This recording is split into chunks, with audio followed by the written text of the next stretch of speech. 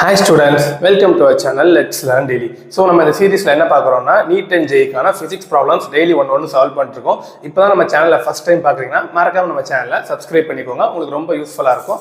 வாங்க இன்னைக்கான வீடியோல என்ன இருக்குன்னு சொல்லி பார்க்கலாம். The position of an object moving along x-axis is given by x equal to a plus bt. So அவங்க கொடுத்திருக்க value a plus bt square. சரியா? Where a equal to 8.5 meter and b equal to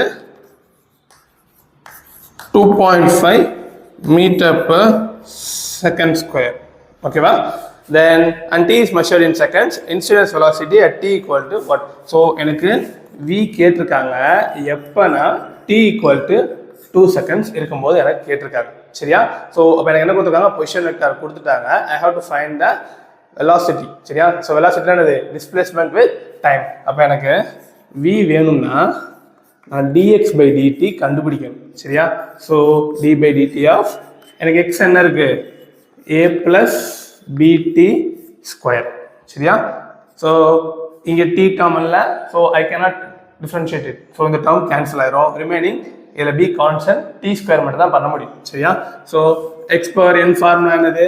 n x power n minus 1. அப்ப t square பண்ணா என்ன வரும்? 2t 2 minus 1 அப்ப 2t மட்டும் இருக்கும். சரியா? அவங்க சப்ஸ்டிட்யூட் பண்ணுவோம். அப்ப a into t square க்கு என்ன வரும்? 2bt. சரி, a இருக்காது, வெறுமனே 2bt மட்டும் இருக்கும். ஏன்னா அந்த டேர்ம் போயிடும். சரியா? ஸோ வாங்க நெக்ஸ்ட் வேல்யூஸ் சப்ஸ்டிட்யூட் பண்ணுவோம். எனக்கு என்ன கேட்டிருக்காங்க? v at 2 seconds கேட்டிருக்காங்க. சரியா? அப்ப 2 into b யோட வேல்யூ என்னது? 2.5 into t யோட வேல்யூ 2. சரியா? So 2 2s are 4. So 4 into 2.5 answer 10. So இப்போ v equal to 10 meter per second. So இதான் உங்களுக்கான ஆன்சர். ஸோ இதே மாதிரி for more interesting JEE and NEET related problems subscribe to our channel. Thank you.